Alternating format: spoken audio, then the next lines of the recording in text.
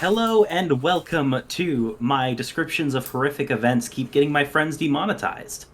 I mean, it's accurate, but it might be a little long. A little too lengthy still. Yeah. Yeah. Yeah. We do got to do the clap. Are we clap syncing? The clap sync, yeah. Oh yeah, I don't edit this, but yeah, we'll clap sync. yeah, yeah. It doesn't pick up either of your guys' claps either because Discord. Oh, of course, yeah, Discord. Discord sound compression. But yeah, so I am joined here by the two wandering adventurers. Introduce yourselves. I am Chris/Awks, and I will be playing Moony Sanders, the drunken master monk. It is also important to note that he is a gnome. I am gnome. Gnome. Nice. All right, and I'm Austin/Parfait, and I'm playing John Bloodstone, who is a human rogue assassin. Not a gnome. No, I'm a human. Don't forget, he's not a gnome, guys. I wanted that +1 advantage. Very important that he's not a gnome. I mean, let's be real. I just wanted that +1 to everything. And as Weeagooby says, is not dead. Yes. For now. Moony is still alive. Moony is And also, still alive. if you're a first-time listener to the podcast, somehow Moony is not the one with the backstory about being a werewolf. Yeah. No. He's just letting it all hang now. Didn't want to keep up that disbelief any longer,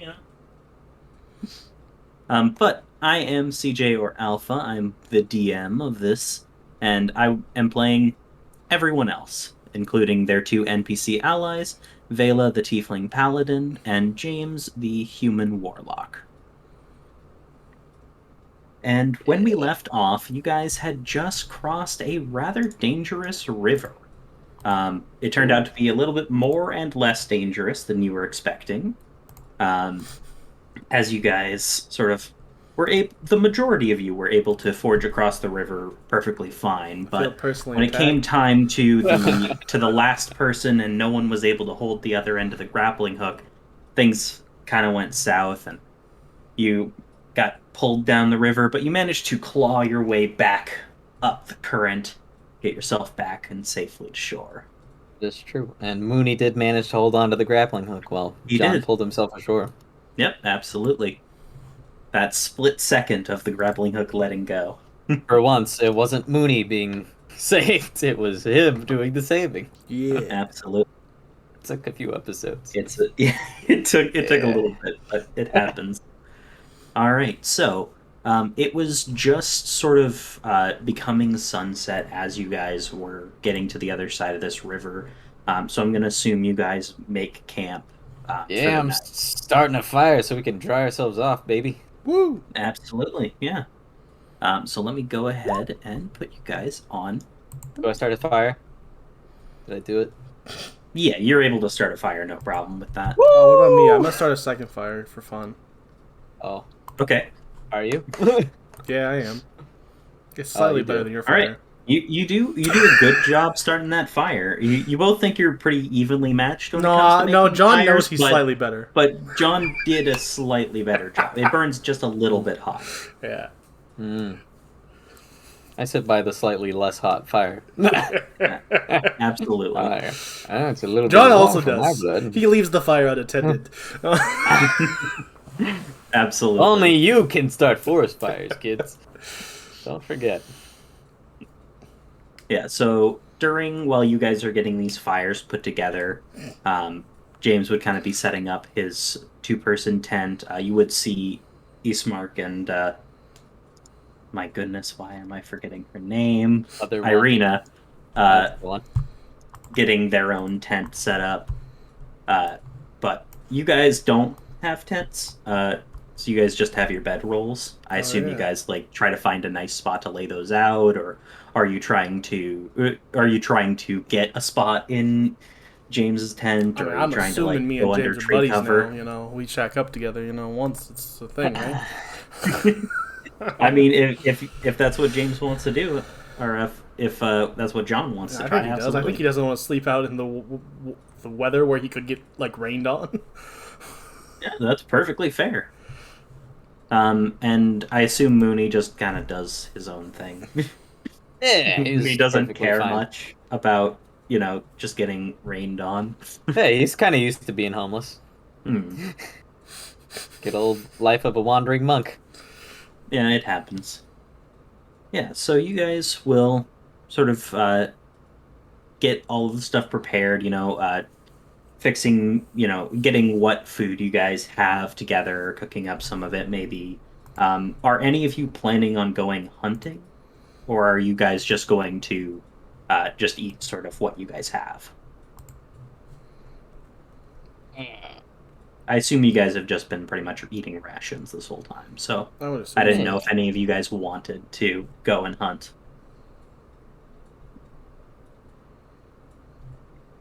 You know what? Yeah. Mooney, since he doesn't have a tent to set up, has probably taken some time to go out into the woods and scout, see if there's any small game. Okay. Yeah, absolutely. Go ahead and give me another survival check. Survival check number 2! Oh! It's really dark. So I get lost. The only reason you don't get lost is because of the giant canyon wall to the north. If there wasn't that, you probably would not have been able to find your way back to the campsite. You got turned around very hard. You spotted a rabbit kind of hopping through the underbrush. You tried to chase after it, but you got all turned around when you were like looking for it in the underbrush, and then it jumped out one way. You tried to follow behind it, and you were just by the time you knew it, you were in the middle of the woods, and you had no idea which way it was up. Yeah. But you are able the to. The alcohol doesn't help either. Yeah, exactly. But you are able to bring yourself back, sort of following the wall of the canyon. You're able to eventually and following the smoke from the fires, you're able to get yourself back to where the camp is. But you do not find anything edible along the way. Well, rations it is, I suppose. Those trees, sir, are very similar looking once you get out into them. Well, it is a forest. That's how they work. Fair enough. Trees are big. I don't know if you know that, he says as he takes another sip of... Let me do a nature check to know if I know trees are big. Yeah. With an 11, I think I'm pretty sure trees are big. Yeah, that's common knowledge. Yeah, trees are big. I didn't crit fail, so I think I agree that trees are big. Yeah. Mm-hmm.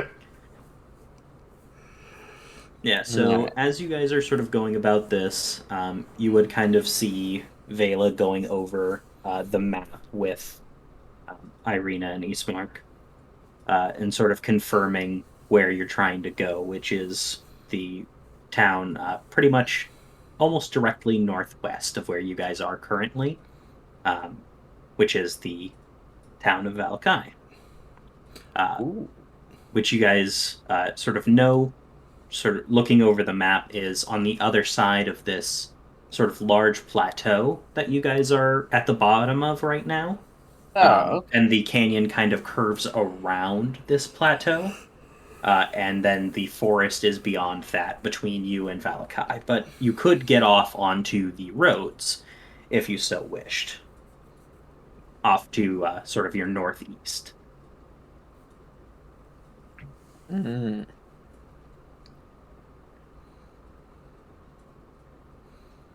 All right. So I will say I am going to need people to keep watch. So I will want to know who is taking watch when, and also where you guys are planning on sleeping.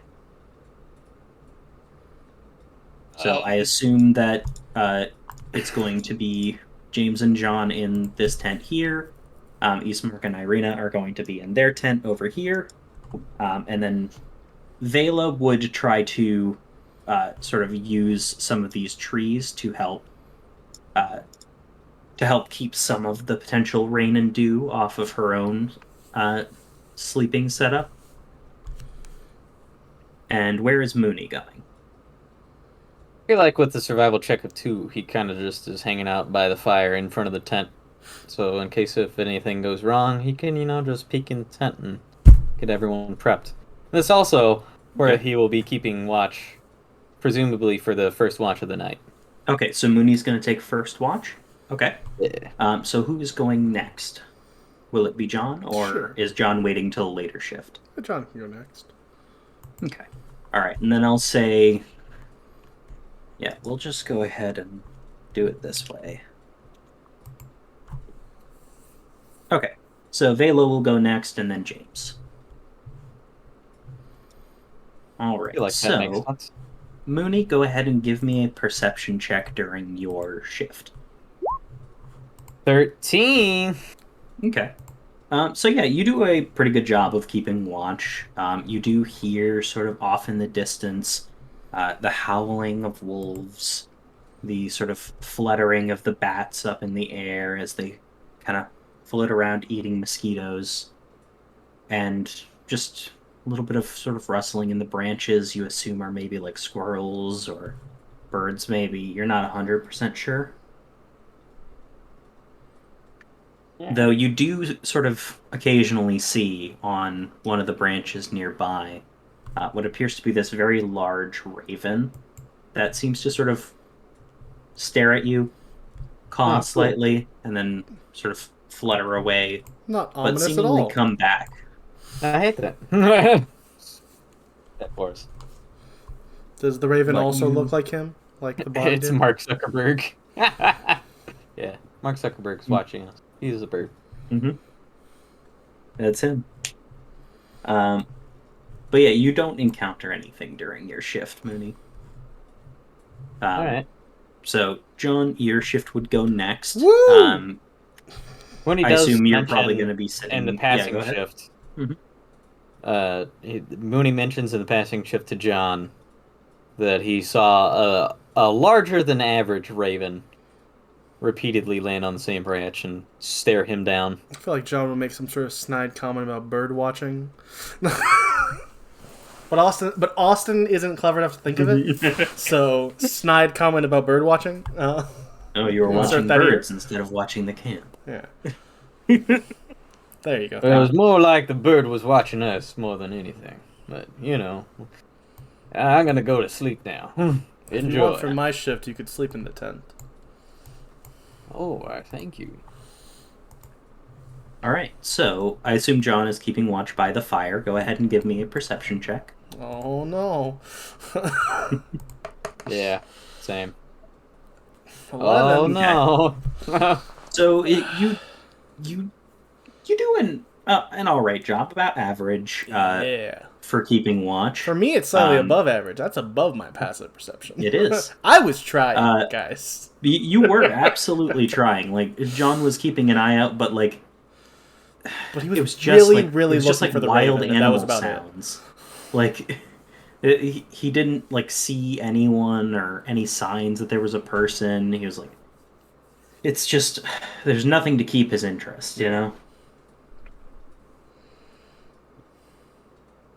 And yeah, throughout your shift, I will say that you also would see this large bird occasionally landing on some of the tree branches around the camp and sort of watching you. Fun. Sort of its feathers ruffling up slightly and then it flying away, coming back, cawing at you. Can I do an insight check on the bird? Sure.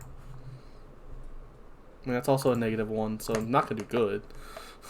Ooh, hey, 5. Alright, it's just a bird. You think maybe it thinks that your swords are shiny? It is a shiny. It is silvered. Yeah, like...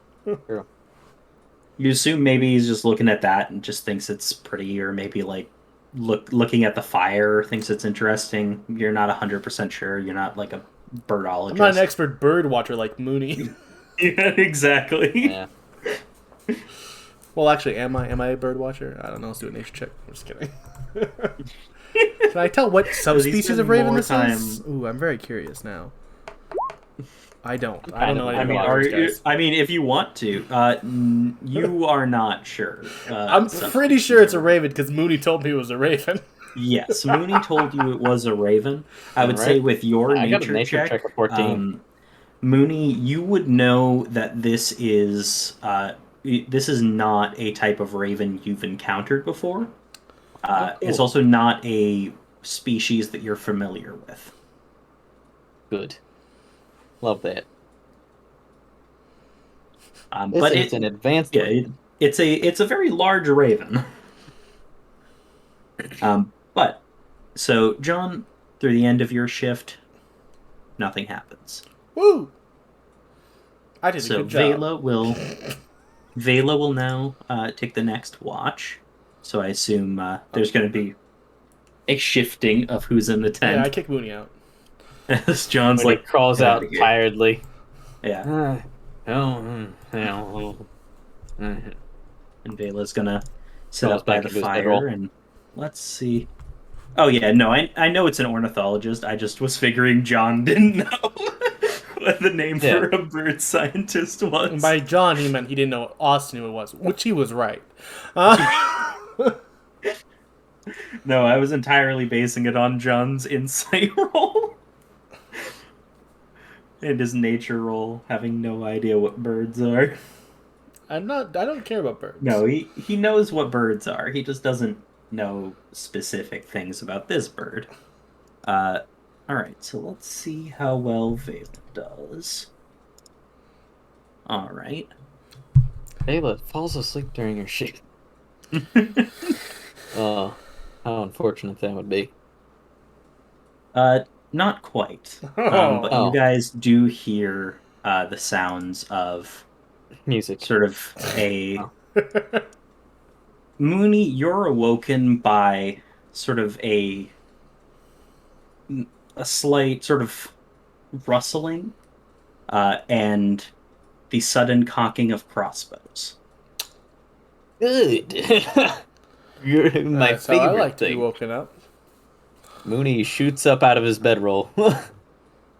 So you see, Moony, as you're like dazed waking up, you see these two people appear out of the woods and sort of grab Ismark and Vela, sort of almost like in a chokehold, and you see from over sort of on the other side of the camp, there appears these other figures. Oh my gosh. Over the rocks. Sort of crossbows aimed at you. Another company.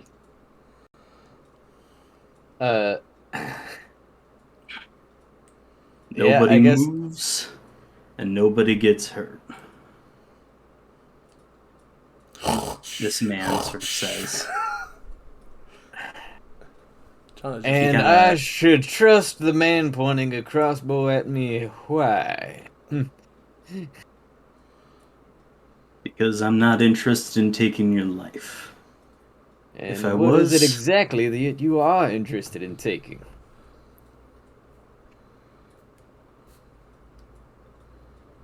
All the gold you got. Hand it over, and you can be on your way. Is that so? It is. And have I woken up yet, or am I still asleep? I would say by this point you have woken up.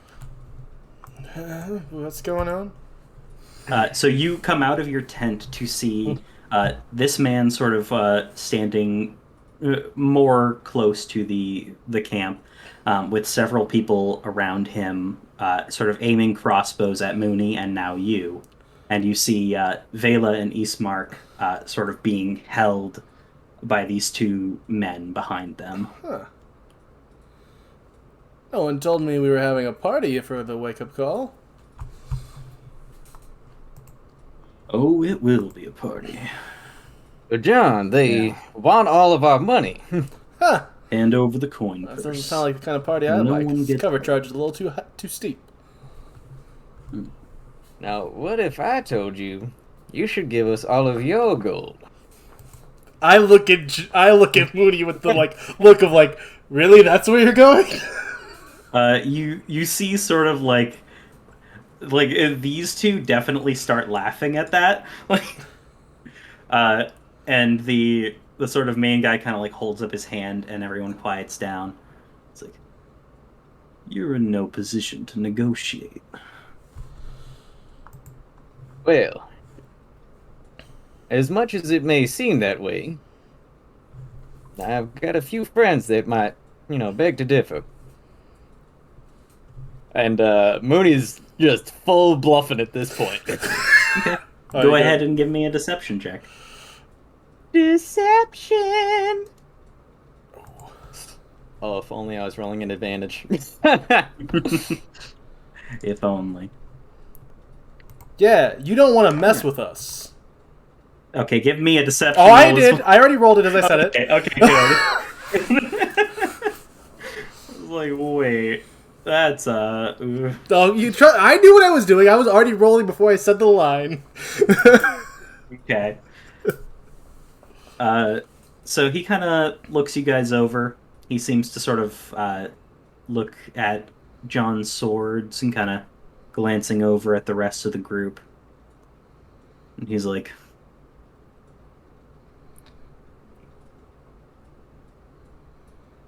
well, all right then. He sort of looks over to these two guys right here, and he's like, let him go. And they sort of release Vela and Ismark. And he kind of looks you guys over, and he's like, you'll do all right out here. Why, thank you. I'm glad that we could come to an understanding. Yeah. Nobody had to get hurt.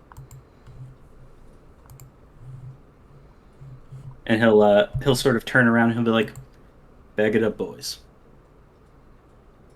And all of them will sort of leave out towards the woods.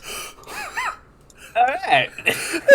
All right. I did a really good deception roll, guys. We both deceived well enough. Yeah.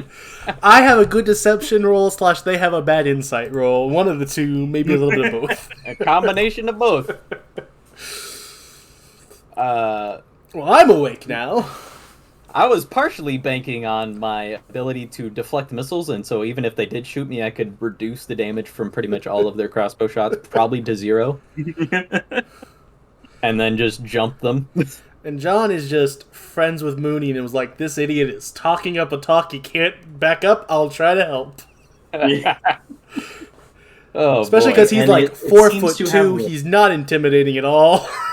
Yeah. I'll flex my really toned monk body. But I look like I've seen some things, so they might be scared of me. Yeah. Actually, you guys can both go ahead and give me an insight check for what you think happened there. Okay. 13. I don't know anything. Yeah, it's about a bird. It's like a bird or something. Still, yeah, so there's a raven, maybe. Yeah. So you think? Yeah, John's not 100% sure. He thinks they might have just been scared of him. Moony, you didn't see so much fear in like the way that the main guy seemed to be responding, and more sort of almost like a trained caution.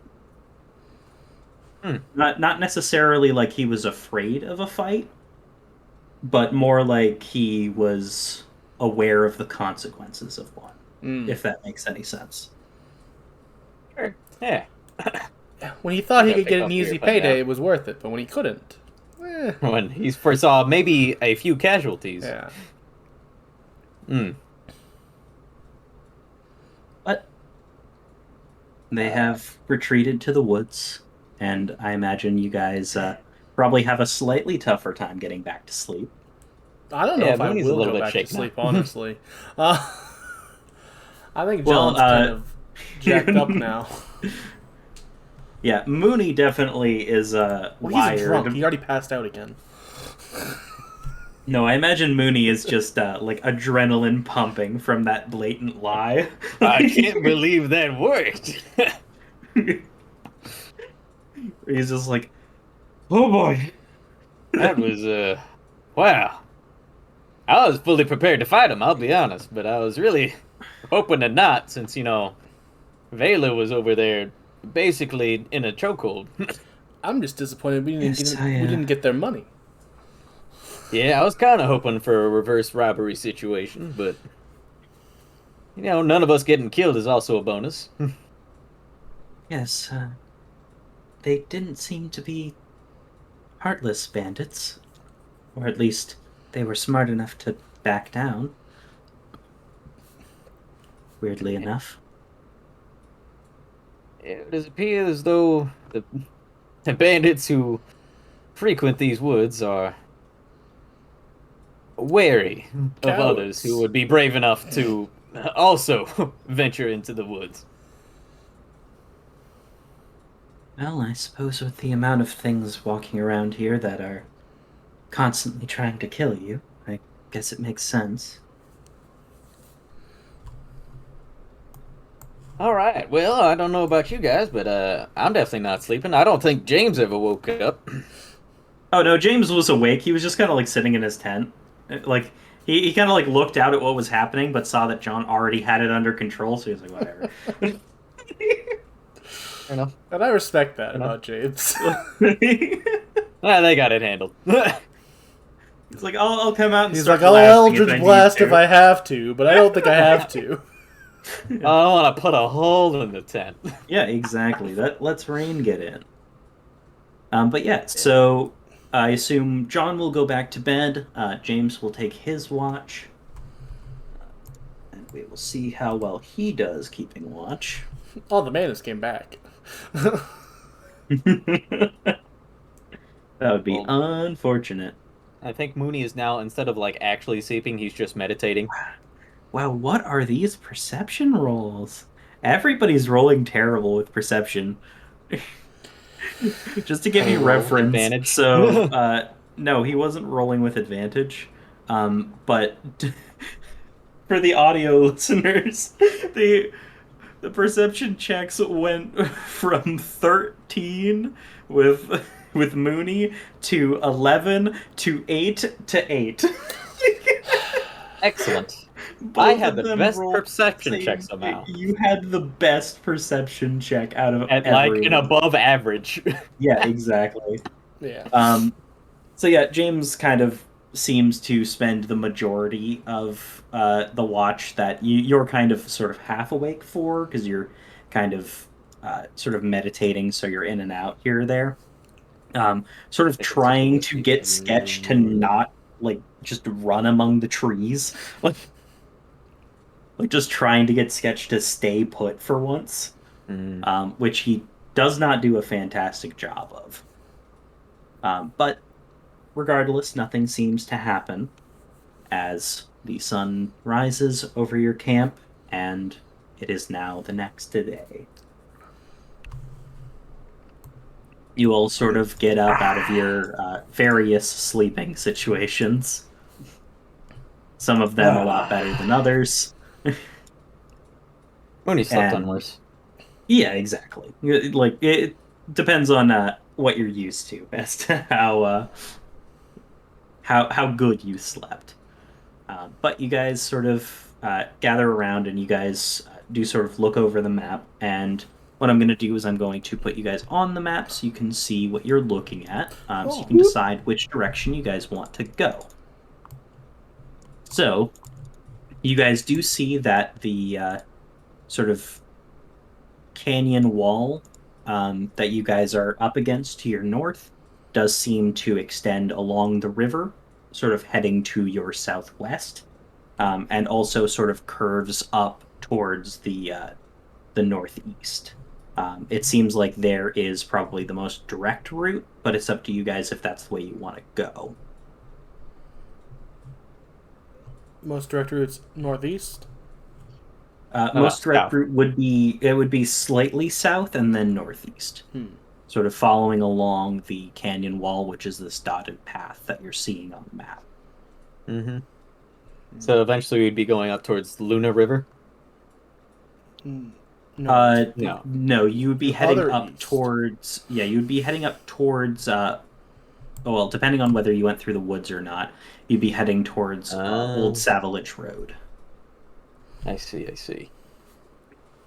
What is our other route that is available to us? So the only other route currently... well, there's a potential third, but it's up to you guys whether or not you guys want to do that. You could go to the southwest, and and sort of follow along the river along the canyon wall to sort of go to this pass in the canyon here, to your southwest, and try to cross there, heading towards the Luna River. And then you can head up the Luna River to get to Vallaki. But it's up to you whether or not you want to go that route, or if you want to go the route that does take you closer to Castle Ravenloft. But it's not super close, so it's up to you what you want to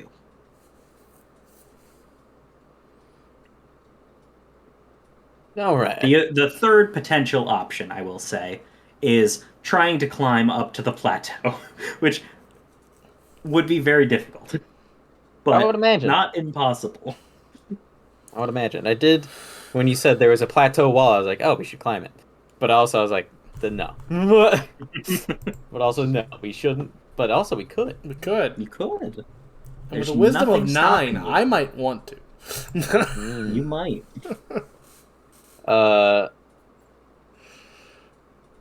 Yeah. I feel like, I guess John is, I guess John can say this. I feel like going north is a little bit closer to the, castle we're trying to stay away from. Feels like not the best option. Well, John, I was thinking the exact same thing, actually. Might be a little bit faster, but it might also be exponentially more dangerous. Yeah. We're being paid to keep this woman alive. I feel like putting her near the person trying to get her seems like the wrong choice. Yeah. I think if we I head say we climb southwest, this hill, though. That seems like the best option. And then... and we want to avoid the man-eater near the windmill. Oh, right. Fair. The man-eater. No one mentioned that, but I definitely don't want to see that. No, it's a tale told around Barovia.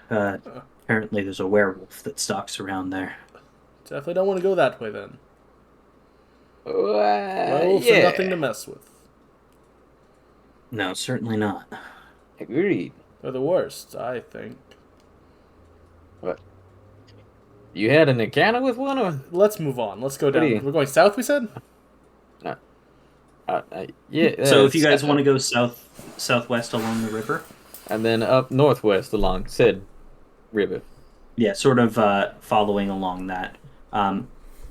Yeah, you guys would see that sort of, it seems the sort of river kind of ends near this canyon here. But you assume that there's a pass there. At least that's what Ismark would tell you from what he knows of the area. Mm. All right, so that's what you guys are deciding? I do believe so. Okay. A little bit longer, but a little bit safer, probably. Yeah, maybe. Absolutely. So let me just double check something. All right. Oh, and you died. Oh, you chose death route. Uh-oh. Don't you know, most werewolves are actually nice. Yeah. So you guys follow along the river that nearly spelled John's wet untimely demise. Yeah. As you guys sort of follow along its west bank, kind of, I imagine, keeping somewhat close to the canyon wall so you guys can maintain your bearings better. Or you guys just following along the edge of the river. I feel like John, after almost being swept in the river, I'd probably go not to the river. Next to the river. Mm-hmm. Okay. Yeah, absolutely. So you guys are able to follow that along, no problem. Are you guys sort of trying to keep watch while you're doing this, or are you guys just kind of like carrying on? After being jumped in the night and also being watched constantly by that raven, Mooney's a little bit paranoid at this point. Okay. Yeah, absolutely. Go ahead and give me a perception check. Perceiving! Yeah! And honestly, yeah, so Mooney's spending most of his time trying to make sure that he's still going the right direction.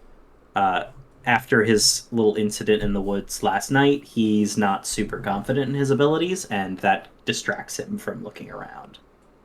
He doesn't quite catch anything in particular. I feel like with John's lack of insight he's had today, he's just not caring. He's just not paying attention to anything around him. I don't think after my 2 5s in a row. He hasn't thought anything of anything. He's like, there was a bird, and people left, I guess.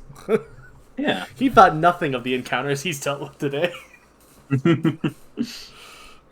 All right. So you guys get further down the river, and you do notice that it sort of extends into a large lake. I would say it's probably been about maybe an hour or two of you guys sort of hiking along this riverbank. And as you guys sort of get to the edge of this river, you do see that this end of it, sort of to your west, kind of branches off down into its own river that appears to have carved an archway into the edge of this canyon. It doesn't quite seem large enough for you to really walk alongside it. It seems to have carved a path more for itself, but the water does seem to be somewhat slow-moving. But it does seem to basically be a tunnel straight through the sort of large plateaus in the middle of this canyon, leading to what you assume is a river on the other side. What you would assume based on the map is the Luna River. I see what's happening. We're going to get to go through an underwater mountain river tunnel? It sounds dope. I mean, if you want to. I'm not controlling where you guys are going. That's entirely up to you. Alright, well in that case, I'm climbing all the way up Mount Gakis. Alright, it's going to take you a couple hours. Okay. Several days. But you can. Alright, I'm doing it. There is nothing stopping except for the money you're going to be getting. Oh. I mean, I could just kill them. I mean, you could, but then you would be evil. But I wouldn't. I'm not bad. Yeah, Mooney I'm sticks not good either. his quarterstaff into the entry of the little water tunnel, testing the waters to see how deep and how fast the water's moving. Ah. So yeah, the river kind of it's sort of the banks here are rather low, so you're able to get fairly close to the river as you just kind of stick your staff in there and see how deep it goes. It seems like this one is quite a bit deeper. You're not able to reach the bottom with your staff. You're not sure how much further down it goes. Well, I've got bad news. All right. And I have slightly less bad news. Oh, start with that. Well, the water doesn't seem to be flowing as fast as, the river that we crossed earlier. However, I cannot feel the bottom of the river. Well, you are using a pretty short staff. He takes out a spear, which is a full-size spear, and tries to reach down into the bottom. Yep. So, so how long is that spear? It's a full-size spear, so it's probably like 6 foot? 5-6 feet. Yeah. Yeah. You are not able to reach the bottom with that either. And she deep grabs it right before the blade of the spear and just. Mm-hmm. Yeah. Again, cannot feel the bottom. Fair enough. So if any among you are not strong swimmers, speak up now. Are you a strong swimmer? Hold your peace.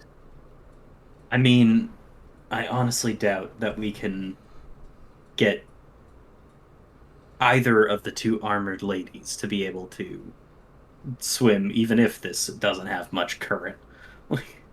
Right. A good point. Well, around it is, I suppose. As much as I would love to go through here, it does seem like fun. But I mean, it could be. Well, we need a boat. I mean, do any of you know how to make a boat? What do I have to roll to make a boat? That would be survival checks to tie knots. Yeah. I mean, I'm not gonna. I'll try. I'll try to make a boat. Is that what you guys are deciding to do? I mean, I tried, and I can tell I didn't do a good job. I can as I'm starting to tie it, I realize I don't know how to tie knots well. Mm-hmm. Well, the question is, what are you trying to make this out of? Is the important question. It's a very important question. It's a very solid question. I guess whatever I found right the driftwood next to me. It is a canyon, like a natural canyon. There's not much, if any, driftwood. Huh.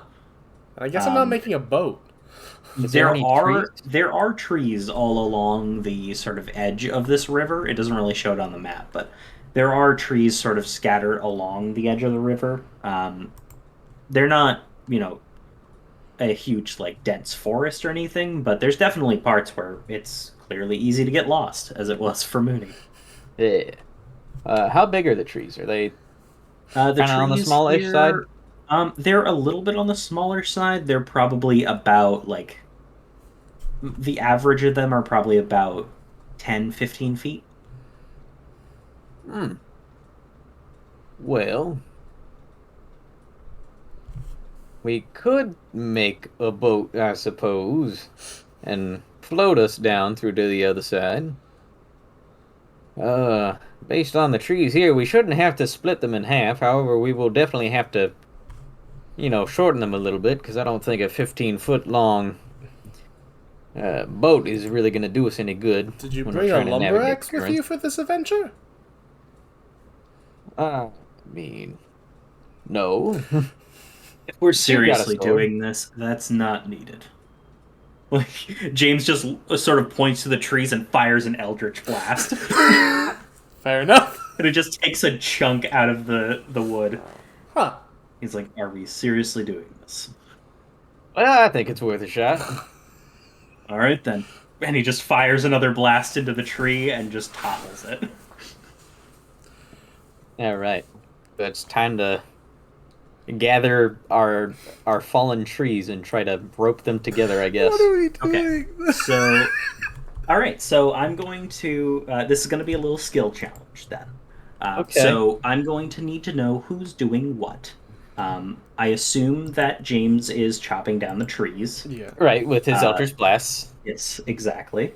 And I would assume that John is not tying the knots. No. All right, so what is John doing to help with this? Backflips? I mean, you could try. It's not I probably don't hurt myself, but it doesn't look good. No, you don't hurt yourself. They're pretty good backflips, but it's also like, what's the point right now? Oh, it's because he knew he couldn't do anything else. He's just trying to lift people's spirits, Mm-hmm. You want to carry, I was more wondering if he was helping carry the lumber. Oh, yeah, I can do that, too, after my backflip. All right. Oh, man, I can't, actually. I can't. Like a raft. I tried. I got a splinter. It hurt. Yeah, so John has a very tough time carrying the lumber. He complains the whole time. And Vela would I just want to do backflips! So let's see if Vela does any better. Okay. Nice. Sweet. So yeah, John, you try picking up one side of the tree, and Vela just sort of grabs the other side and hoists it up, and she's basically carrying the whole tree, and you're carrying nothing. It's like the dad carrying the sofa. Yeah, exactly. I don't want anyone else to know that I didn't do my part, though. So yeah, exactly. I'm doing a performance check of 13 to see if people think I'm trying. Yeah, you do a reasonable job of making it look like you're trying. Yeah. And as they lay down the wood in a raft-like formation, Moony does his best to tie some knots, I guess. Okay. Oh no. So roll with advantage, please. I mean, only if someone's helping you. Does Eastmark want to help me tie knots? I would say, yeah, because it's to help his sister, yes, he would help you. So we will allow the natural 20 on that survival check for these ropes. Yay! We did it! Totally above the board! With the help of Eastmark, you are able to get those tied so tightly you don't think they're ever coming undone. Yeah, Moony. You get them like Hey, the trees give themselves. us a hand Yeah, yeah. The trees themselves, they're not fantastic as far as logs go, but boy howdy, are they lashed together. That's right, baby. And I do another celebratory backflip. It's the best backflip you've ever seen. You over rotate actually. Double backflip. Backflip. Yeah, you go for a backflip, but you accidentally over rotate and you end up landing back on your feet again, and you're just like, yeah, it was what I intended to do the whole time. Ta-da! For our audio listeners, I rolled a 20 plus 7 for acrobatics. But it was a nat 20, so it doesn't matter. That nat 20. But you were really impressed. Technically, it was a 27. Yeah, exactly. It was very good. You saw those knots and you got so excited. Yeah. You're like, "Wow, I'm never falling off of this raft." Yeah. All right, so you guys have the raft assembled. It's a couple hours later. It's probably like sort of, I would say, honestly, yeah, it's probably about like just afternoon, maybe like 1:30, 2 o'clock. As you guys sort of have this raft on the edge of the river. And I assume you guys are going to sort of push it out. I would assume that you guys had to sort of assemble something. I'm feeling extra strong, and I had to push it out. So, did you guys assemble anything for rowing? I assume you guys did. Oh yeah, no, because I figure with your survival check, you're fine. Our hands, duh. Yeah, so you guys get this pushed I've got out a quarterstaff into the water, and you guys are all sort of able to pile on. It's like it's not like the raft itself is wobbly, but the logs themselves aren't like shifting in their position. They are locked in tight. They do not appear to be moving at all. But you guys are able to sort of all clamber on top of this thing and sort of slowly begin to row yourselves towards the tunnel. Oh, we get to go in the dark, wet tunnel that we know nothing about? Yeah, wait a second. Yeah, we do. Yep. You do.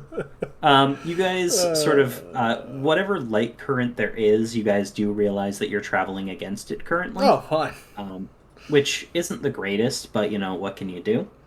Yeah. How close are, the walls together? So the walls... How much space do we have between our raft and the walls on either side? Yeah, so I would say your raft is probably about maybe about,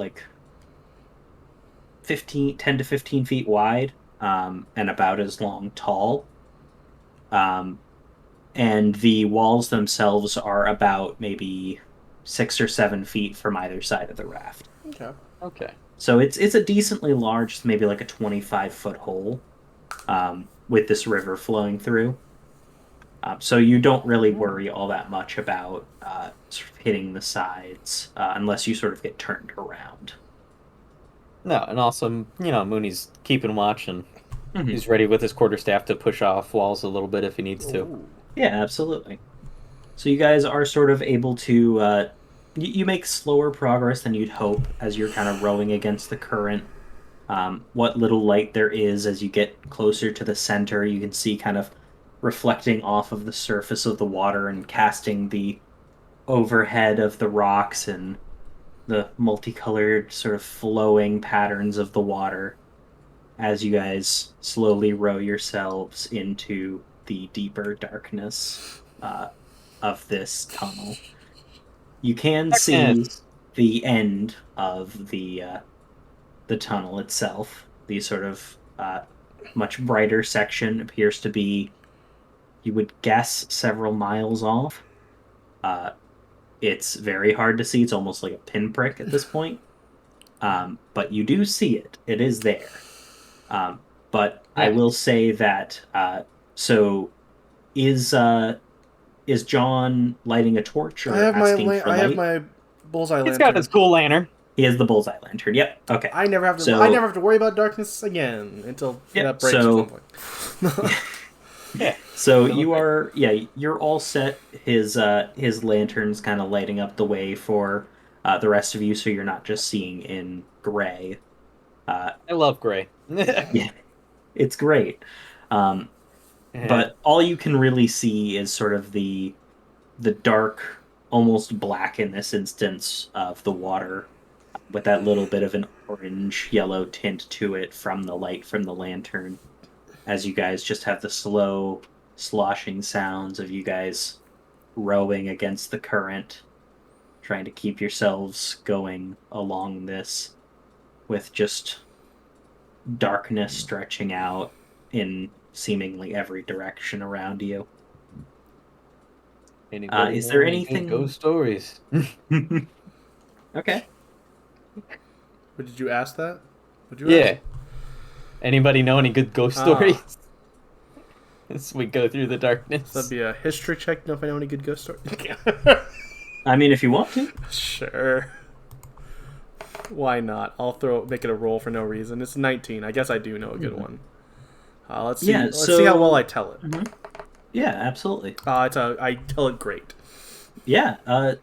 John does a. I don't actually have one though. Austin doesn't have one. Spoiler. So just know that John told a really good one. John kind of calls back to something that he remembers from when he was a kid, sort of like the ghost stories that they would tell. He recalls this tale that he was once told of this sort of man who stayed in a room in an inn across from another woman. And there were doors between them that were always locked. But one day the man kind of peeked through the keyhole and saw the woman dancing, enraptured by it. And so he began to, each day, sort of watch as the ballerina danced in the room. And then one day he sort of looked through the keyhole and he saw nothing but red. And he was confused. And when it eventually was brought up with the innkeeper mentioned that that room had been vacant for years. So and scary. That the woman who had lived there long ago had blood red eyes. Oh. John told it so well he scared himself. So that's sort of the story that John kind of recalls as you guys are going through this long tunnel. And you like my useless rolls I did to make that be a thing? Because I'm having fun rolling. You did it. Yeah. Austin's rolling for the sake of rolling, baby. Is there anything else you guys are doing? Because this is several hours of rowing, basically. I mean, he tells that story. Moony is drinking alcohol. Mm-hmm. Absolutely. So yeah, you guys sort of travel on in silence from there on, sort of occasional chatter, as you guys paddle your way up this river, closer and closer to the light you can see. And eventually, as the light begins to fade, you guys reach the end of the tunnel. Secret tunnel! Whoa, we did it! And you guys find yourselves on the other bank in another river, which you assume to be the Luna River. Exactly where we wanted to be the whole time. Boom. And that's the end of my story. You know. Wow. I don't know how you managed to make that entire story several hours long. I had a little bit. Crazy. He really drew it out. Yeah. Lots of he told it in real time, and so foreshadowing. He'd take he'd pretend to sleep like the man every night. You know. Reenacted it completely. Yeah, it actually took 36 hours. But it looked amazing, because once again, I rolled a nat 20 for our audio listeners. Yeah, exactly. I performed that story like the best story you've ever heard. Oh, yeah. Yeah, if there's one thing that John's good at, it's performance. You would have won an Oscar for that, you know. But horror doesn't get Oscars, so. Yeah, exactly. And we're in a fantasy world where the Oscars don't exist. But mostly the horror not getting... deserved a fantasy Oscar. But mostly the horror not getting the representation it deserves, even in the fantasy Oscars. Yeah. Even in the fantasy Oscars. You understand. But yeah, you guys are sort of in your makeshift raft, in this sort of the river leading in or leading from this lake rather.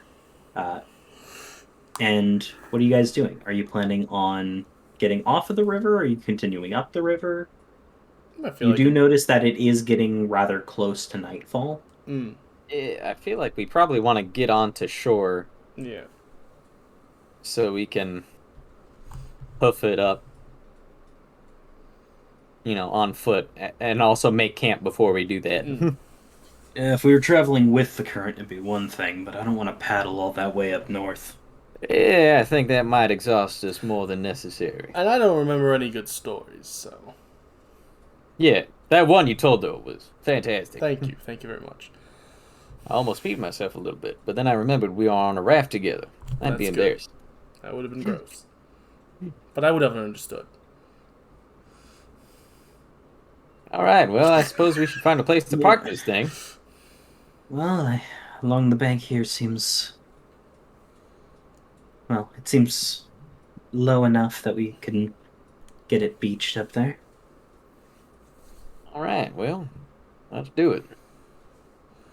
Yep, so you guys start to paddle towards shore, and after a little while you're able to get your makeshift raft up enough onto the shore that it doesn't immediately float away again.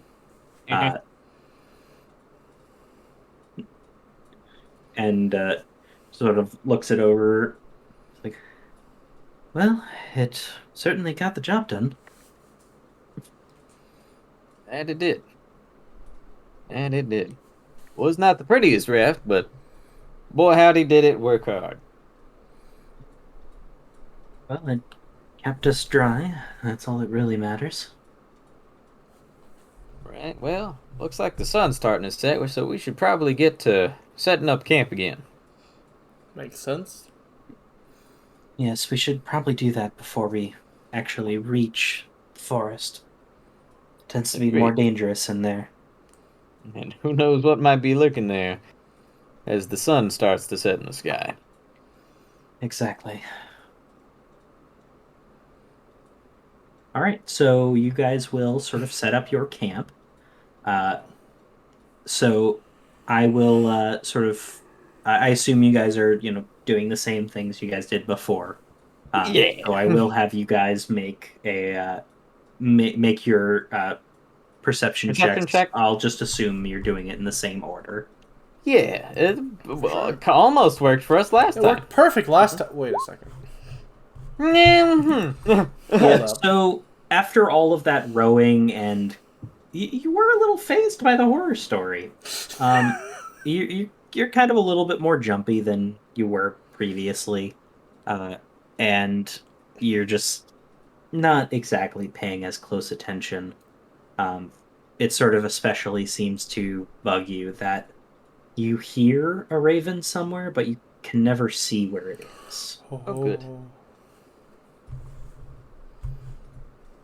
But you don't notice anything else during your shift.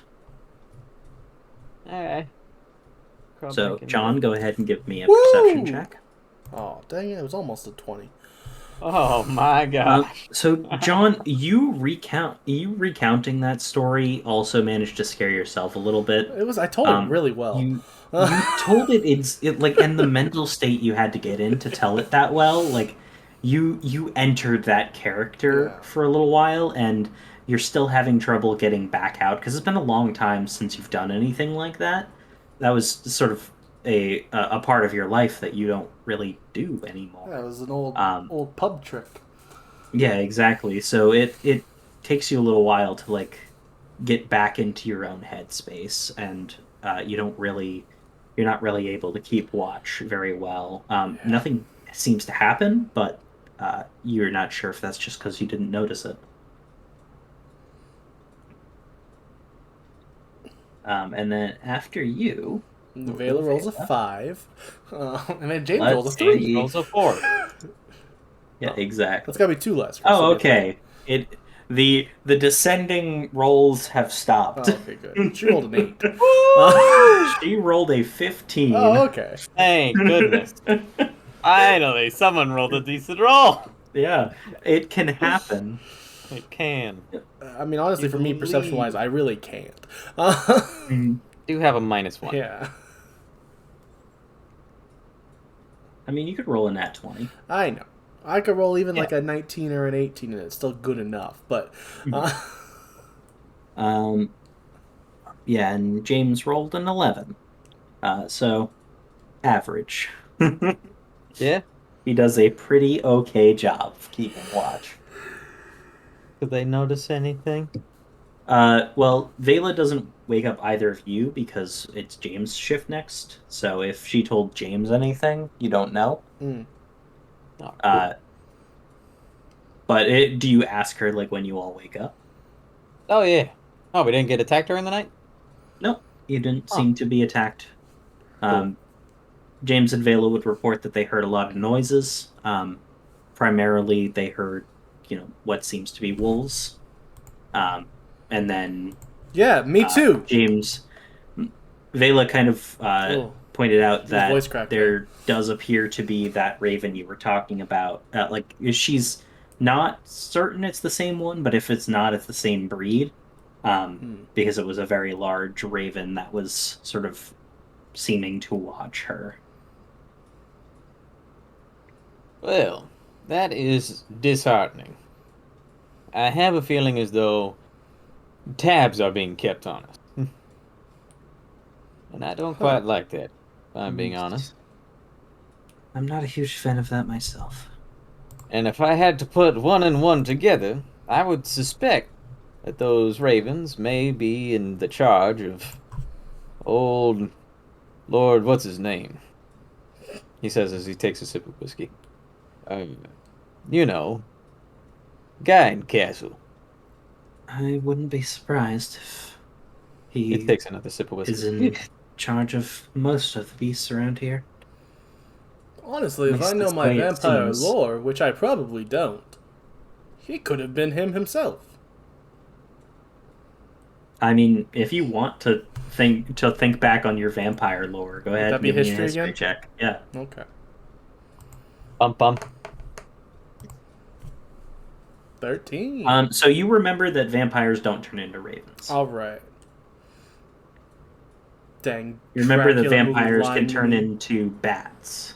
Oh, yeah. And birds and wolves, depending on the story. Vampires are stupid in certain versions of the story. It's annoying. They're broken. They need to be... I legitimately like the old classic Dracula story. Like, he can turn into a wolf and, I believe, birds. And it's like, why isn't he just a bat? Like... Yeah, I mean, it depends. That's Austin complaining. What the storyteller wants to say, but yeah. They're very loosey-goosey. John knows he's just a bat, and regrets saying it the second he thought about it.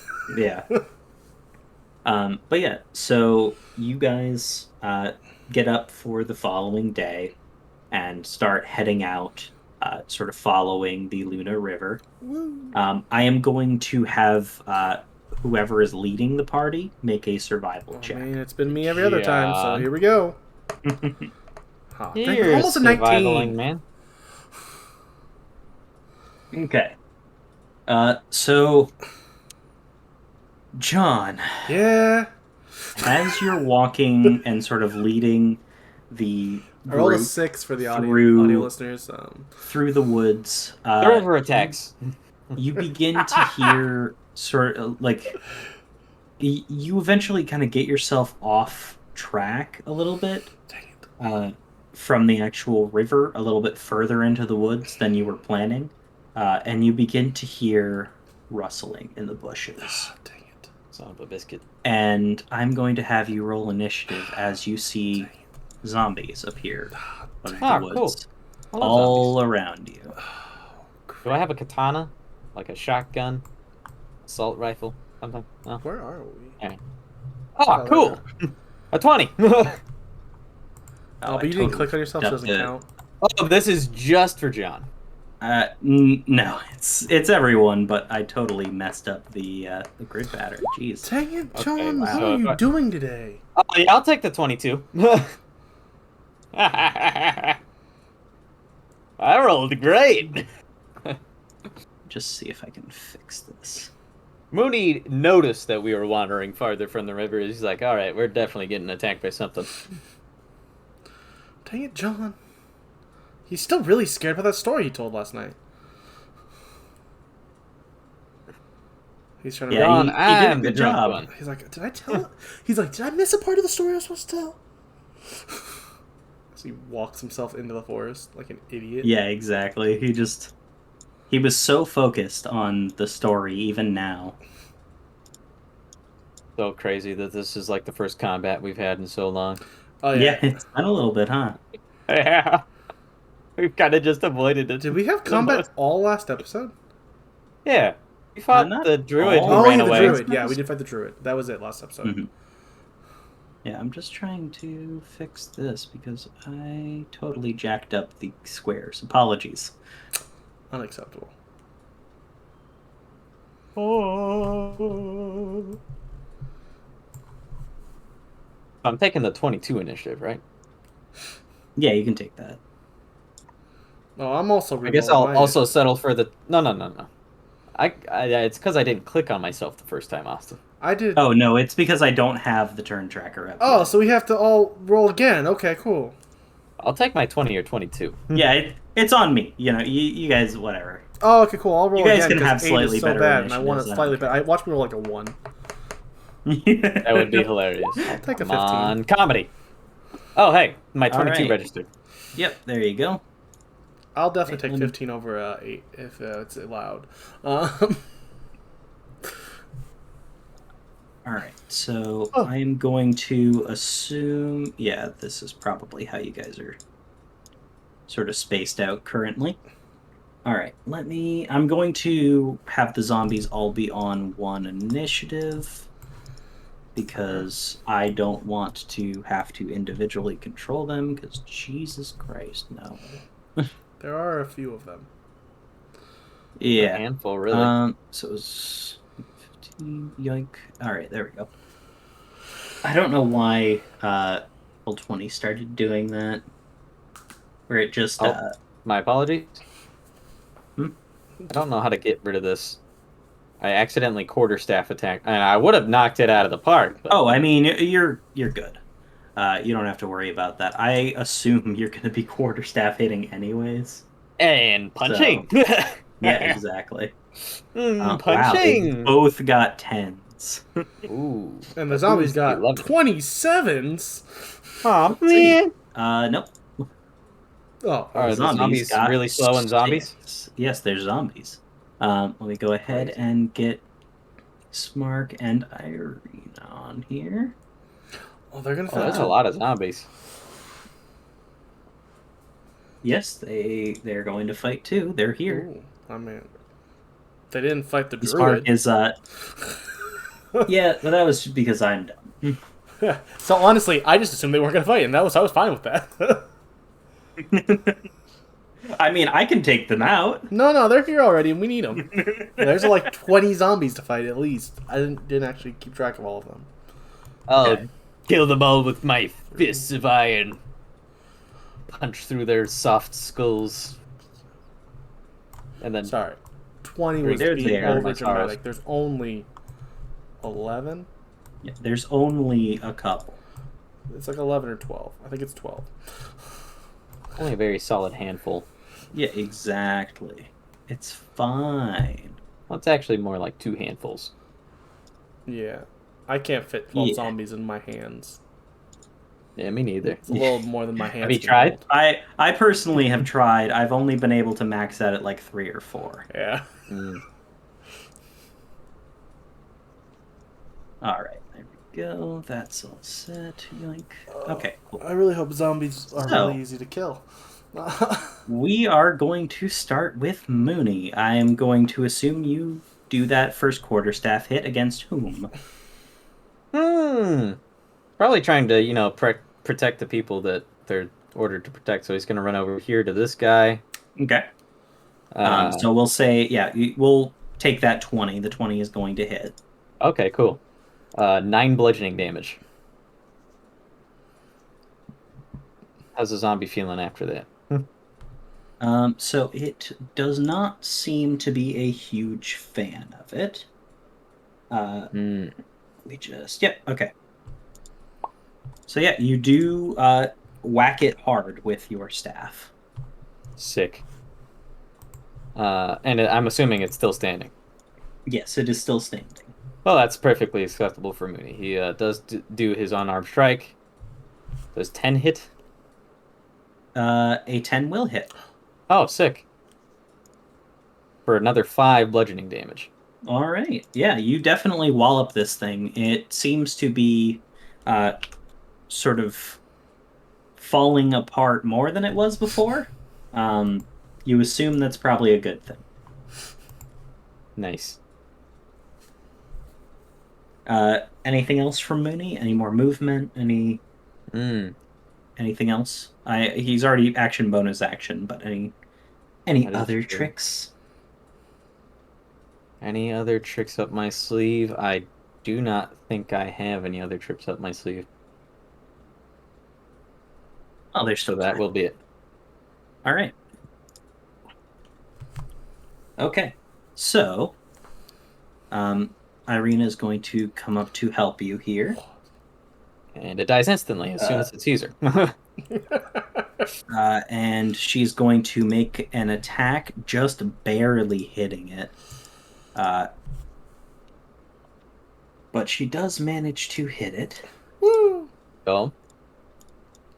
Sort of driving her rapier into its stomach. And yeah, that is all she's going to do there. Yep. Okay. John. Oh, it's still alive. I'm gonna wallop this boy. I don't love that. With my my action. Where are we? Silvered short sword. Woo! For 15, which hits. Yep, that will hit. 10 hits, so yes, absolutely. For a total of 7. Man, if only one of us was next to you. Yep. If only. I mean, did he see me coming? That would have been nice. It's a zombie. It was already heading towards you. Oh, darn it. Do it again. Do it again. Oh, Smack yeah, him again. I will also hit him with my off sword. Yep. Which is actually just a 20, so I'm going to go over here. That will just barely hit. Oh wow. All right. Wait, actually, no. It's actually, it hits more because it's the damage that gets taken down, not the Right, hit. it is just the damage. Yeah, so actually that was plus 5 more. Yeah. That was a 13. Yeah, it hit. And it's for just a 1d6 damage, which a max roll of 6. Max of 6. Nice. Well done. Doesn't love it. Did a total 13 damage to him all on my own. Let's go. Nicely Hey, that's done. almost as much damage as I did. You don't have to rub it in, okay? Right. I tried, okay? Hey, we did great compared to, the lady we're protecting. What a loser. She must need protection. One attack. Lay. All right. So that's everything from John? Yeah, I don't have anything else I can do, so yeah. Okay. So you guys will suddenly hear a deafening howl. Oh. Fun. As this massive bestial wolf appears.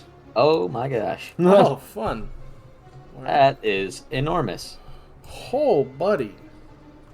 And you will see, as it sort of runs out from the undergrowth, it actually leaps out and bites into this zombie here. Well, that's nice. He's a friendly beast wolf. I think he might just be a beast wolf. Oh.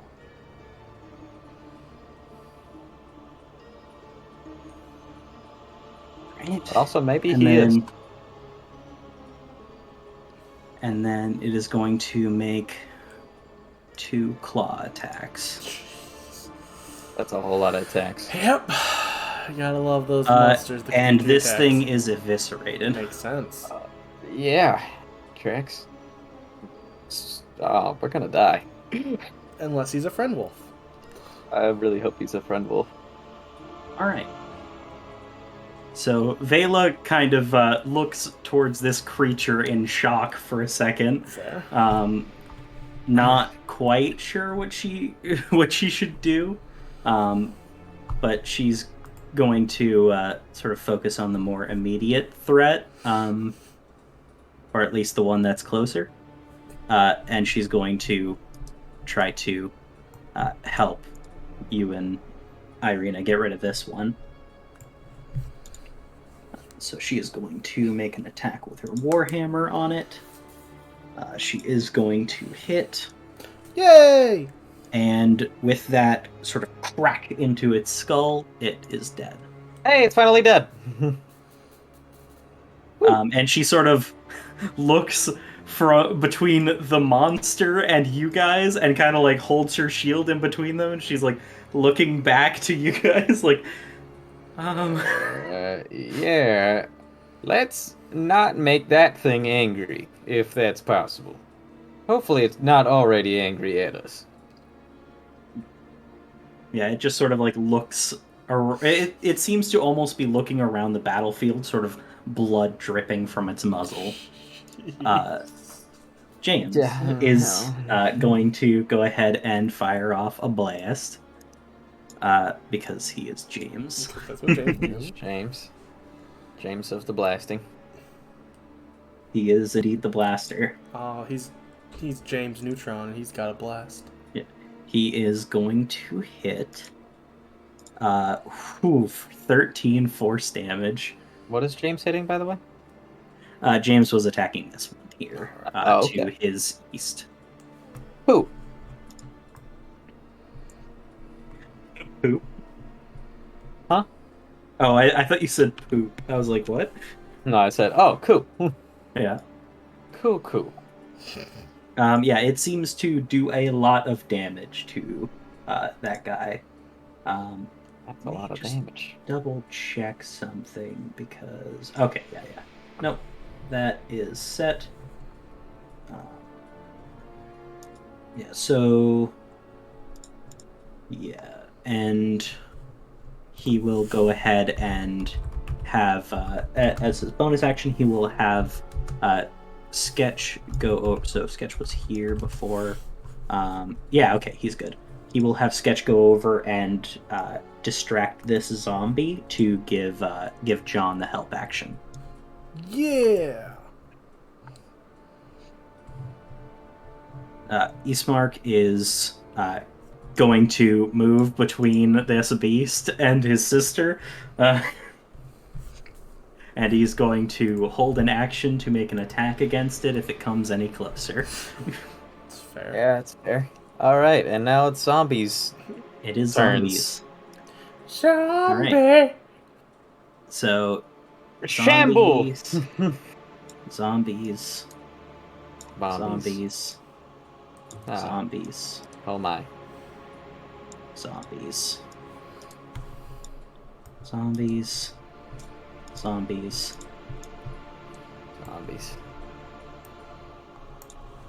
All right. Zombies. I like being surrounded. That's pretty cool. Actually. Zombies. Okay. Uh-oh. So, this zombie by Irina is going to make an attack against her. It's gonna try. It's gonna nat 20. Oh, I guess it will. It's gonna hit. I guess so. Yeah, just barely. Oh, she died? Crap, we failed. It does 8 damage. She is down to 6 HP. Oh, she does a little blood. Okay. This one on James is going to try to attack him. That is also going to hit for a 22. Why are the zombies rolling so good? I don't know. Some really good zombies. John, Mm-hmm. you, Okay, one of the zombies missed. Hey, one missed. One rolled a 20, the other rolled a 17. Those both hit. God. Plus. So you are going to take 9 bludgeoning damage. Alright, that's not much. Not Take that. terrible for Yeah, 2 Not attacks. terrible. I'm not even bloody. Not terrible. Wusses. Yeah. Alright, Moony, your turn. Oh, jeez.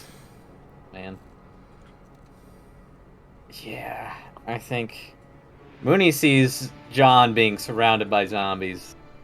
And as much as, he's trying to protect Irene. What is her name? Irina. Oh, that was close. Yeah, you were close. As much as he, wants to protect Irina for that paycheck, doesn't want to let his traveling companion die. Mm-hmm. So he 5, 10, 15, 20, 25, 30, perfect. Comes in to slap the zombie. Quarterstaff attack. Hiya! 19. Woo! Yep, that is going to hit. 7 bludgeoning damage. All right. And then he's going to flurry of blows for 2 unarmed strikes. All right. And I'm going to make sure to actually mark my key point spending. That is important. What if I just had unlimited key points? I like it. Alright, and first hits 19. Oh. Okay. Oh, wait. I guess the second also hits? Mm-hmm. But I'll calculate 4. So, total of 17 damage to that zombie. It certainly does not seem happy with that. What? But it is still alive. Has it considered not being alive? I mean, it's already undead, so clearly it Yes. tried it once. It actually has. I guess so. I guess that's valid. All right, so Irina is going to go ahead and take the disengage action. Smart. To try to get a little bit further away from some of these guys. There's not much she can do to get away from them, but she is going to go over here. Actually, she would go here to try to not take as much damage from these guys. John.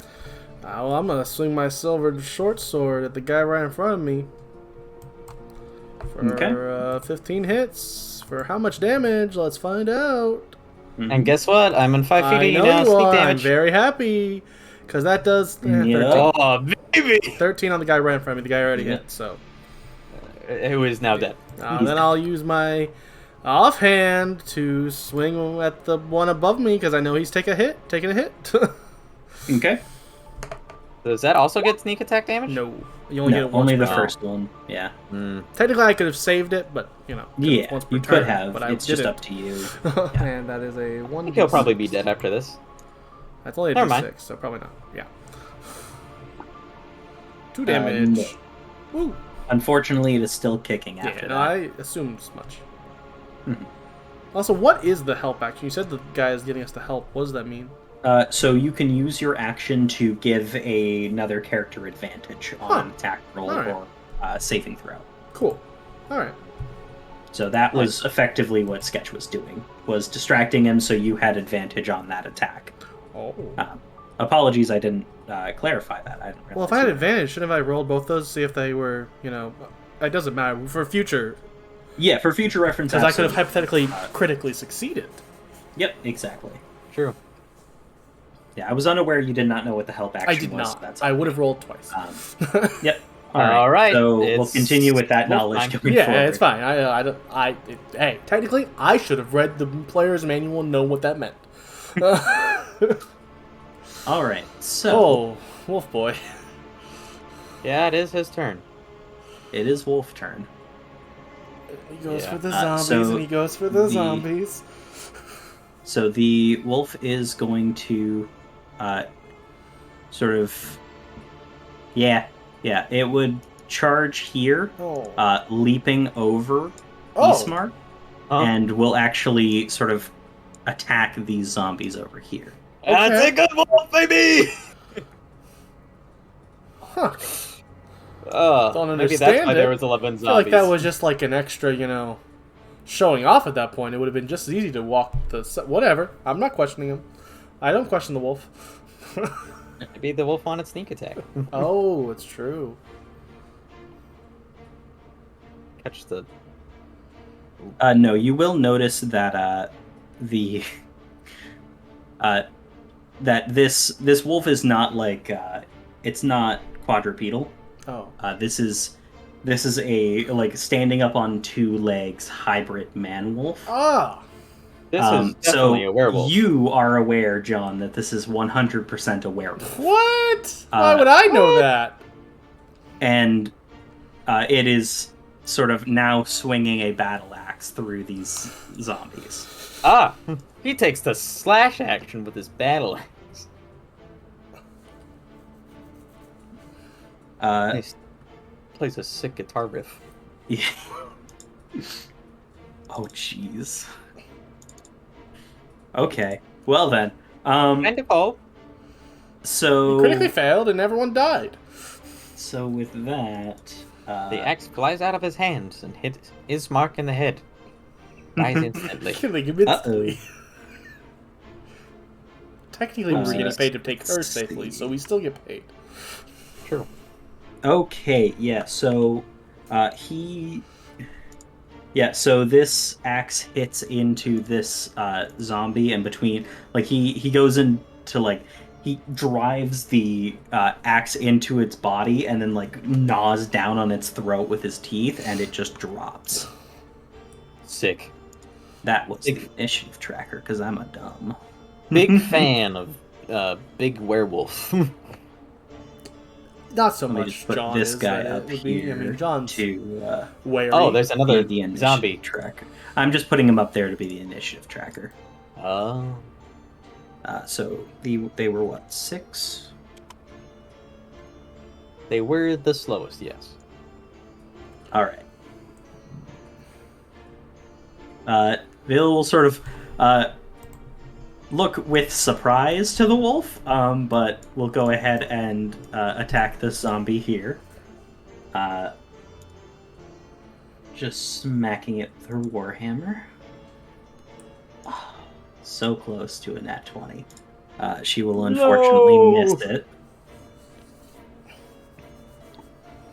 The nat 20? Yeah, she unfortunately missed it. She rolled a 2 instead of a nat 20. Ah, yeah, that's it what was you meant. unfortunate. All right, so James is not a huge fan of this guy being right in front of him. James does a really cool back-to-back hero shot with the wolf. Starts As they spin around just shooting things, you know? Yeah, so the wolf starts shooting things. Yeah, he figured it out. So anyways, I started blasting. Yeah. So James is going to go ahead and... Yeah, he's not dumb. He's just going to go ahead and disengage to... Actually, no, James wouldn't. He's in a good spot right now, so he'll take the opportunity attack. He likes to gamble, and it missed. Alright, so blast. Oh, yeah. He blasted. He shot and he missed. And he hit it. For 12 force damage. Oh, jeez. And he is going to go ahead and... yeah, he will... Yeah, he'll have Sketch give advantage to Moony on his next attack. Woo! Ismark is going to go over here and attack this zombie.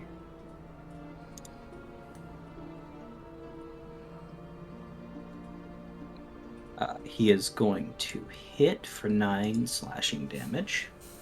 Alright. Yeah. Ismark. Woo! Alright, there we go. And he will make a second attack. With that will also hit for 6 slashing damage.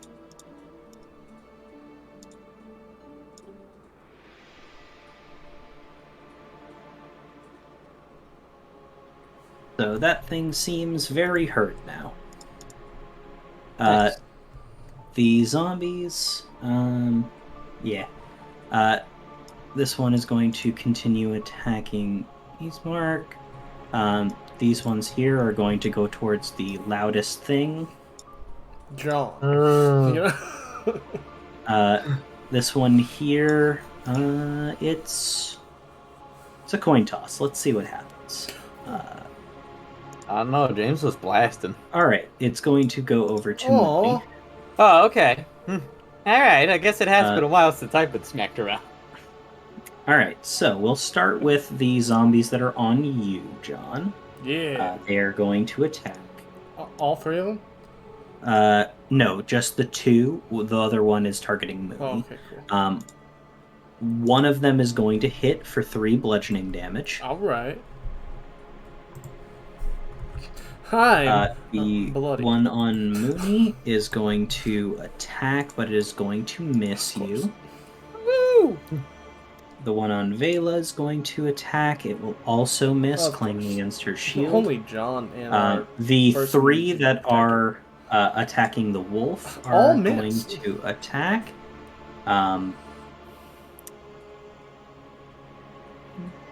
Okay, so the first one hits. The other 2 do not. They are going to... Yeah, it's gonna do 1 damage. Yeah, I mean, that makes sense. If somebody, slaps a werewolf, what happens? Yeah, the wolf just kind of, looks to it. Just growling at it. And then this one is going to attack Eastmark and will fail horribly, dealing bludgeoning damage to the one next to him. Oh. Nice. That's a critical fail, guys. That indeed is. Moony. Oh, yeah. Not too concerned about the one that just walked up and missed a swing on him. He's gonna, attack the one that's still trying to gang up on his friend. Okay, you have advantage on this roll. All right. Come on, crit. Almost. Right. I mean, 23 will hit. Yeah, still a good hit. Yeah. For 4 bludgeoning damage. That will be enough to drop it. And then he turns to the zombie beside him and hits him with the old 1-2 swingity woo. Yep. For 4 bludgeoning damage as well. All right, that will hit. Okay.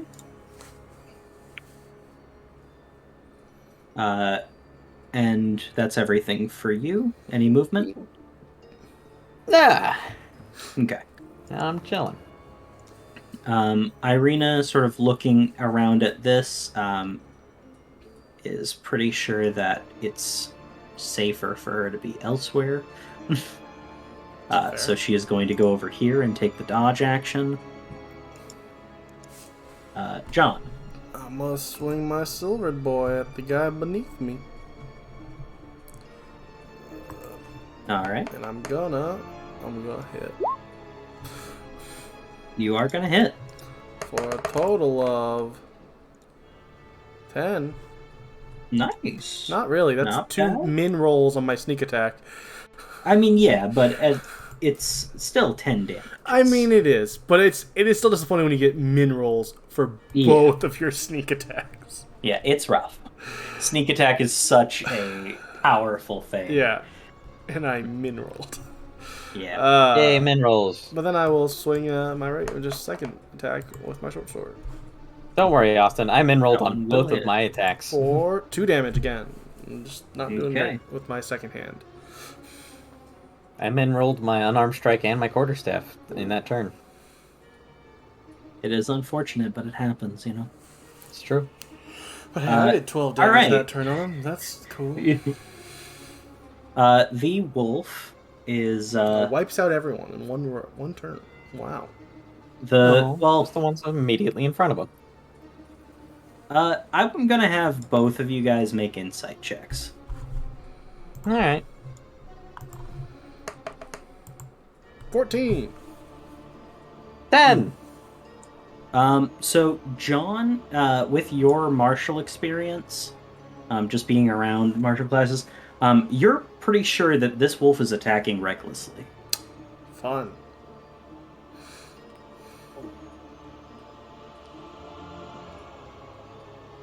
So let's see what it does. All right, there's 1.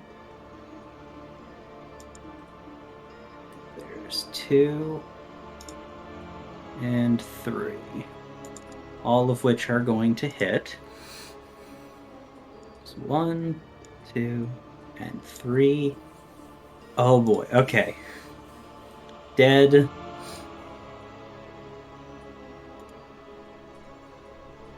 Drops this guy by 11 HP. Dead. Oh boy. I would be wary of him. Vela is going to attack the one that's right beside her. It's the wrong button because I clicked the zombie. She is going to hit. Woo! Unfortunate, not great damage. Just 2 bludgeoning damage. Yeah. Yikes. She's gonna slowly kill this thing. James is going to go ahead and take a couple of steps back, and sort of seeing how pathetic Vela is attacking this thing, he is going to blast at it. He does need some help. He is just barely going to hit. Woo! For only 8 force damage, which is very low for him. But it's still so much more than Vela was doing. Vela's whopping 2? Yeah. And he is going to go ahead and, since he's not 100% sure, but he's pretty certain by this point that the wolf is not aggro to us currently, he is going to have Sketch actually distract this one to give the wolf advantage. Because the wolf needs advantage. The wolf who hasn't missed. He doesn't know. He doesn't know it. He doesn't know that the wolf can reckless attack. Eastmark is going to attack the one that's near him. He's going to hit with his longsword, and it dies. Oh, cool. And then he is going to come over here to help Vela. She needs it. He is going to hit for 6 slashing damage. These zombies go. And they kill me. Try. This one will be attacking the wolf. You didn't hit. Of course not. Oh, wait, actually, no, it's rolling with advantage. Let me see. Okay, it is going to hit. All right. For 3 bludgeoning damage. Wait, why is it advantage? I thought it was being distracted. No, so it's being distracted, which gives the wolf advantage. So basically, Sketch is granting advantage to the wolf for its next attack, not disadvantage against the enemy. Okay. The enemy is rolling with advantage because of Reckless. Ah. Okay. This one here is going to go ahead and attack Eastmark because it just came up and stabbed it. It is going to crit. Fail? No.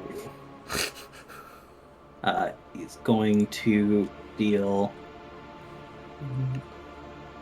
11 bludgeoning damage. Not great. And then the ones that are on you and Moony are each going to attack you guys. John, the one that's attacking you, will miss. Woo! Moony, the one that's attacking you, will hit for 4 bludgeoning damage. Alright. No, is he attacking with a missile? No, it's like a fist. Oh, okay. Basically. Well, you say the fist is flying. Like a missile. Not quite. Oh, dang it. Okay, I just wanted to grab his fist and throw it back at him. Catch his fist and throw it back in his face. That would be fantastic. Punches me and his fist flies off of his hand. That's the stuff that drunken monks should be able to do. Gotta catch your own hand and throw it back at you. Like the absolute bar fight tactics of just making the person hit themselves. hit you with my Sherlock Holmes fight scene where I dodge your hand and discombobulate you. You get drunk and see the future. Yeah. I predict the whole future where I narrate every move that happens, and then I do exactly. That's how it works. No, but I am going to be pissed about being hit by a zombie. I'm going to smack him. Barely. For 7 bludgeoning damage. Okay. And we're going to go... And that will do damage. For an unarmed strike, which definitely hits, and does another 4 damage. Woo! Alright, nice. Not bad, not bad. It is certainly not looking too good. Yeah. Woo! Yeah. Anything else? No, that's it. Okay. Irina over here, things are mostly under control. She's just going to take the dodge action. John. I'm going to swing my silver short sword. Woo. Okay. For a critical success. Nice. Oh, guess you murdered the thing in front of you for sure. Yeah. And I'm not going to take my sneak attack damage this time. Because I rolled the wrong thing. Ignore that. Ignore that crit fail. Crit success, crit fail. 6. It's a 6. I'm just going with a 6. Okay. Well, it's a 6 twice, isn't it? Yeah, it's 12. Yeah, you... Or did I roll the 6 again? Oh, you rolled a 6 again? Do I? I don't know. What do I do for critical success? So you roll 1d6 again. Okay. Yeah. 1. Okay, 7. 7 damage. It does not drop. Oh, dang it. Oh, man. Well, looks like you chose not to have the sneak attack. Yeah, because I was trying to save it for the next hit. Because I was I crit success. I'm going to kill it. Unfortunately, Min rolled on the crit. I know. Yeah. And then I crit success again! Oh my offhand! Alright, and take that sneak attack. Yeah, I'm taking sneak attack damage on him. So just whatever this is, -3, because it's easier to do. Yeah. Nat 20, nat 1, nat 11. 20. I did 11 damage. Jeez. Alright, and that was to the one to the south? Yes. Yeah. And if he's not dead, I will fly to where you live and kill you.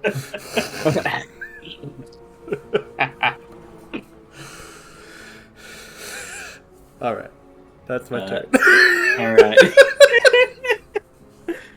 After I wasted 2 critical successes! Oh, wait, also, wait, sorry. Okay.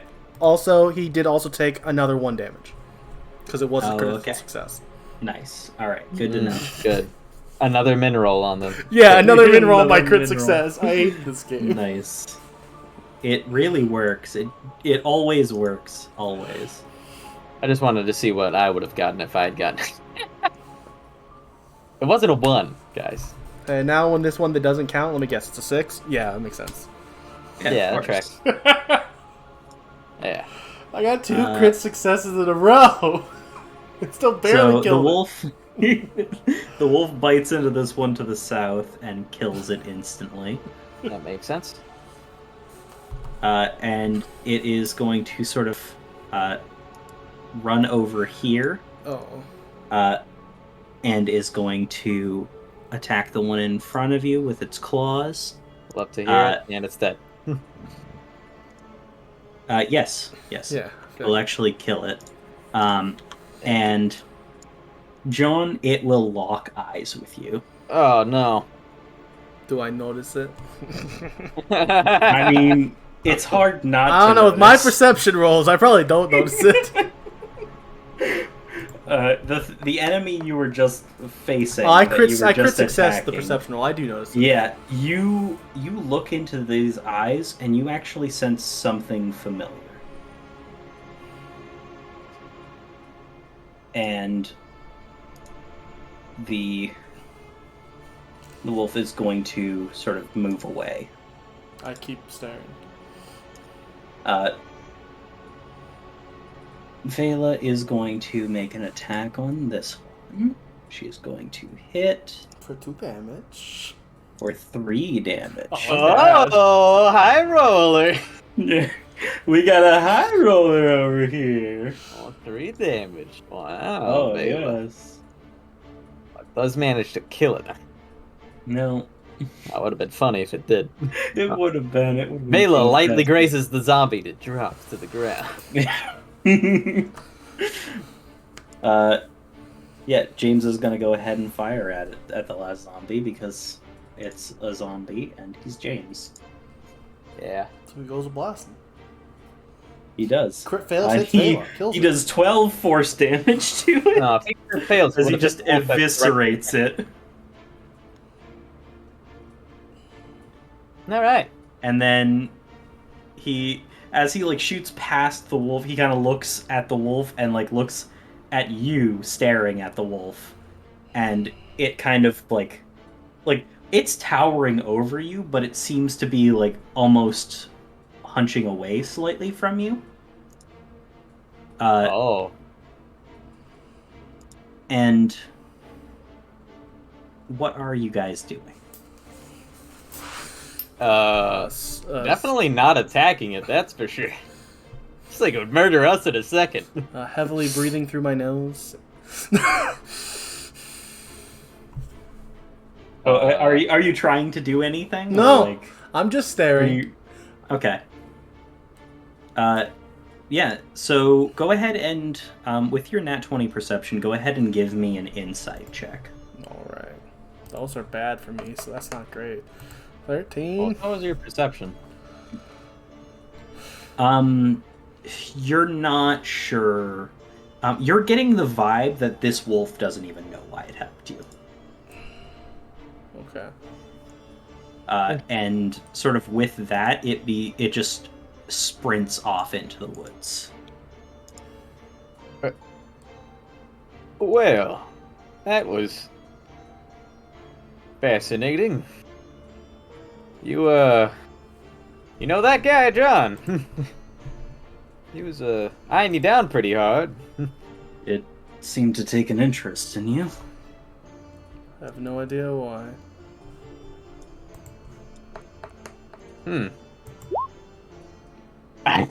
Yeah. Hold on, let me roll an insight check. Oh, I know you're lying. Yeah, so you're aware that there's something going on. You're not 100% sure, but you know John is covering up something that he's aware of. We should probably get on the move before we get attacked Something again. you want to tell us, John? I'm sorry that we walked away from the river. Wasn't exactly what I was talking about, but I'll accept that apology, I suppose. You will see sort of almost a scrutinizing glance from Vela. Fair. James just seems to shrug and he's like, alright, whatever. There's weirder stuff that's happened here. Well, I suppose we should get back along the I think river. we should just move on. Oh, crap. I'm just rolling bad today. We should just move on now and let's go. Alright, guys? Yeah.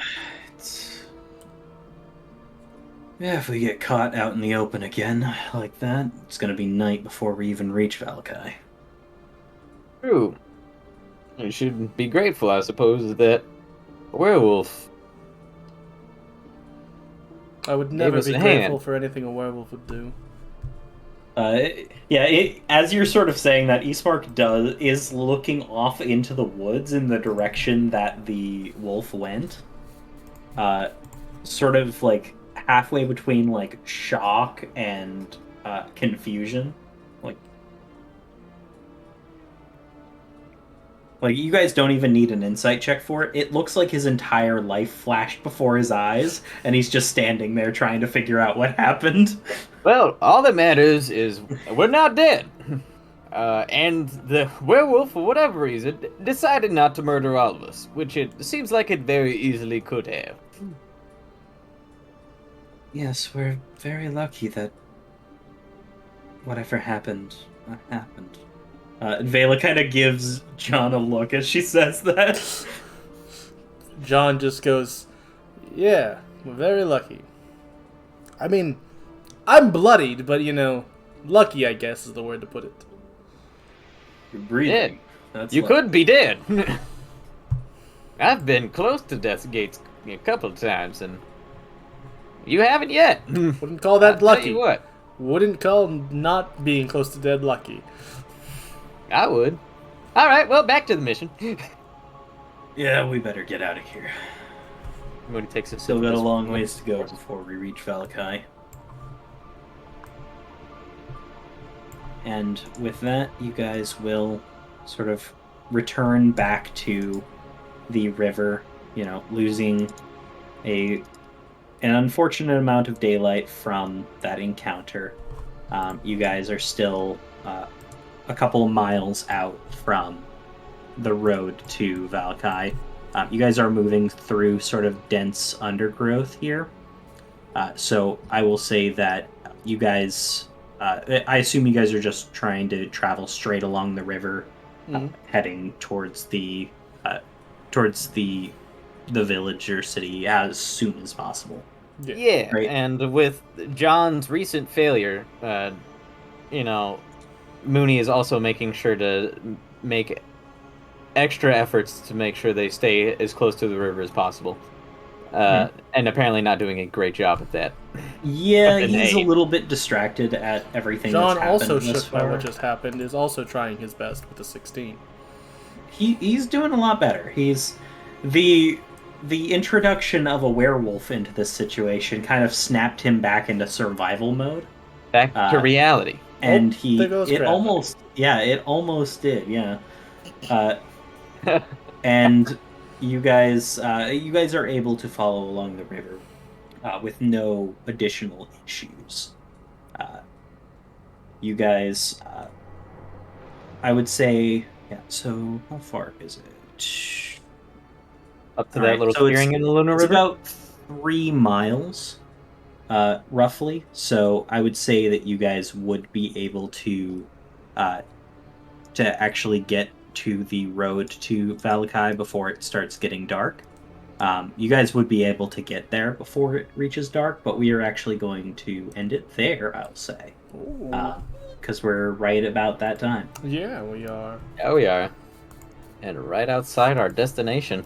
Yeah, exactly. You are on the road. And I would say that I was accurate with today's title. That one does not simply just walk to Vallaki. No, you actually build a boat and you float there. Indeed, you row to Vallaki. You row a boat, and then you also get attacked by zombies and a werewolf that you don't know why he's here. Oh, it's crazy. I don't recognize him. I mean, if you want to give me a history check, you can see if John recognizes the werewolf. I bet he does. No. Okay. Oh, okay. But you did recognize something familiar in the eyes. Okay. The wolf itself, it looks like any, like you would assume any werewolf would look like. I don't know what you're talking about. I don't know much about werewolves, so I don't really have a lot of thoughts and opinions on them. You know nothing about werewolves, so it's fine. I feel like you might know a lot about werewolves. I don't know what you're talking about, but if you have thoughts and opinions on this podcast that you just listened to, leave a 5-star review letting us know your thoughts, I guess, or something. Yeah. We'll see you next week. Let us know specifically what you think of John and his no knowledge about werewolves. I don't know nothing about werewolves. You think a monster hunter would know something about werewolves. Oh, I mean, I know everything I need He genuinely knows nothing about werewolves. Yeah, I skipped that class. I was doing vampire class. Yeah, exactly. We'll see you next week. Bye. Bye. Bye.